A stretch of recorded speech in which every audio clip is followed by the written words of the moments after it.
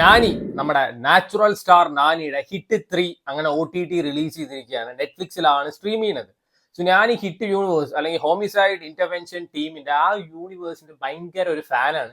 അതുകൊണ്ട് തന്നെ ഞാൻ ഹിറ്റ് പാർട്ട് 1 ബോളിവുഡ് റീമേക്ക് വരെ ഇരുന്ന് കണ്ടിട്ടുണ്ട്. എനിക്ക് അതുവരെ ഇഷ്ടമായതാണ്. രാജ്കുമാർ റാവു അത്യാവശ്യം ഡീസെന്റ് ആയിട്ട് തന്നെ പെർഫോം ചെയ്തിട്ടുണ്ട്. ഹിറ്റ് യൂണിവേഴ്സിലെ മോസ്റ്റ് സ്റ്റൈലിഷ് അല്ലെങ്കിൽ കമേഴ്ഷ്യൽ വേർഷൻ എന്നൊക്കെ പറയാൻ പറ്റുന്ന സാധനമാണ്. പെട്ട പടമാണ് കേട്ടോ. സോ ബാക്കി നമ്മൾ ഹിറ്റ് 1 നോക്കിയാലും ഹിറ്റ് 2 നോക്കിയാലും അത്ര കമേഴ്ഷ്യൽ വേർഷൻ അല്ല, അതേപോലെ ആക്ഷൻ പാക്ഡ് സിനിമയല്ല. എന്നാൽ ഇത് അങ്ങനത്തെ ഒരു പടമാണ്, റേറ്റഡ് സിനിമയാണ്. ഈ വയലൻസ് ഒക്കെ ഇഷ്ടപ്പെടാത്ത ആൾക്കാരാണെന്ന് വെച്ചാൽ പ്ലീസ് സ്റ്റെപ്പ് അവേ എന്ന് എനിക്ക് പറയാനുള്ളൂ.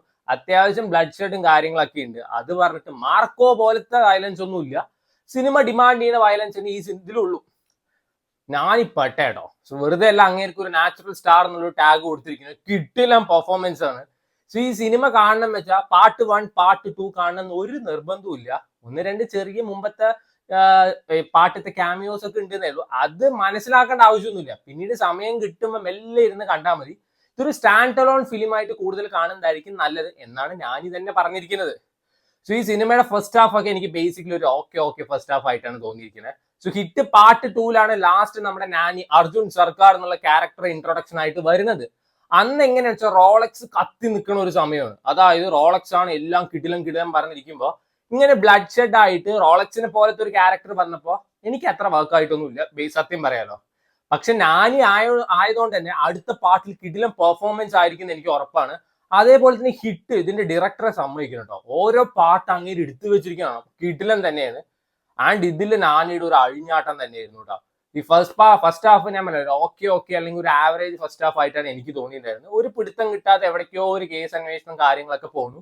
പക്ഷേ സെക്കൻഡ് ഹാഫിൽ ഒരു ബംഗ്ലാവിൽ പോയ ശേഷം ഒരു ഫൈറ്റ് സീനും കാര്യങ്ങളൊക്കെ ഉണ്ട്. ഏകദേശം അരമണിക്കൂർ എന്തുകൊണ്ട് അത് പെട്ട സാധനം അടിപൊളിയായിരുന്നു. എനിക്ക് ഭയങ്കര ഇഷ്ടം. അവിടുന്നാണ് എനിക്ക് ഈ സിനിമ കുറച്ചും കൂടി പീക്ക് ലെവൽ എക്സ്പീരിയൻസ് തന്ന് അതുവരെ ഉള്ള എൻ്റെ ഒരു ആവറേജ് ഒപ്പീനിയൻ പെടാന്നുള്ള ഒരു മോഡിലോട്ട് മാറി.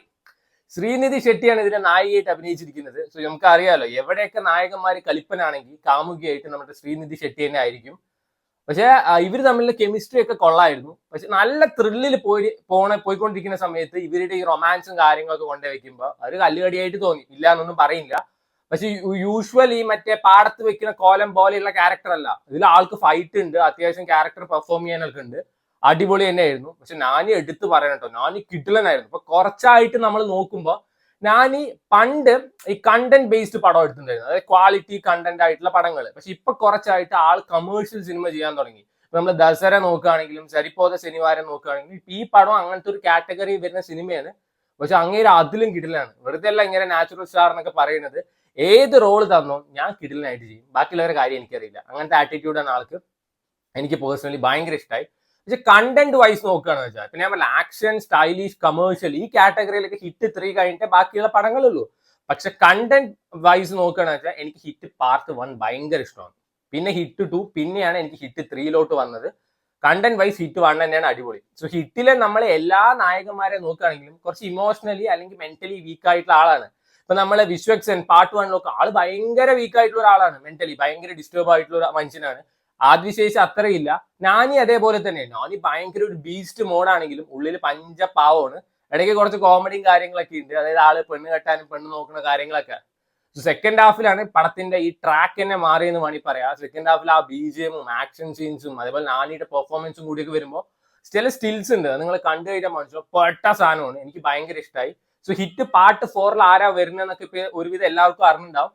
പക്ഷെ ആ ഒരു ക്യാമിയോനേക്കാളും അതിന് മുമ്പ് വേറൊരു ക്യാമിയോ ഉണ്ട്, അതാണ് എനിക്ക് കുറച്ചും കൂടി ഇഷ്ടമായത്. സോ ഇതൊന്നും അറിയാത്തവരാണെന്ന് വെച്ചാൽ ബ്ലാങ്ക് ആയിട്ട് പോയിരുന്ന് കാണുക. മുമ്പത്തെ വേർഷൻസ് കാണാത്തവരാണെങ്കിൽ ബ്ലാങ്ക് ആയിട്ട് പോയിരുന്ന് കാണാം. നല്ലൊരു എക്സ്പീരിയൻസ് തരുന്ന പടമാണ്. So try it out. അപ്പൊ എനിക്ക് ഹിറ്റ് പാർട്ട് 5 ദുൽഖർ സൽമാൻ ആണെന്നൊക്കെ പറയുന്നുണ്ട്. എന്തായാലും എനിക്ക് ഭയങ്കര ഇഷ്ടമായി. നെറ്റ്ഫ്ലിക്സിൽ അവൈലബിൾ ആണ്. ഒരുവിധം എല്ലാ ഭാഷയും അവൈലബിൾ ആണെന്ന് തോന്നുന്നു. വയലൻസ് ഇഷ്ടമില്ലാത്തവർ പോയിട്ട് കാര്യമില്ല. കൈവെട്ടല്, കാലുവെട്ടല്, തലവെട്ടല് തുടങ്ങിയ എല്ലാ സാധനങ്ങളും ഉണ്ട്. ഇവർക്ക് എവിടുന്നാണ് ഇങ്ങനത്തെ കൺസെപ്റ്റ് കിട്ടുന്നതെന്നാണ് എനിക്ക് മനസ്സിലാവാത്തത്. കിടിലൻ കൺസെപ്റ്റ് ആൻഡ് അടിപൊളി എക്സിക്യൂഷൻ ആയിരുന്നു. ആ ഫൈറ്റ് സീനും ആ കോറിഡോർ ഫൈറ്റ് മേക്കിംഗ് ഒക്കെ പെട്ടായിരുന്നു കേട്ടോ.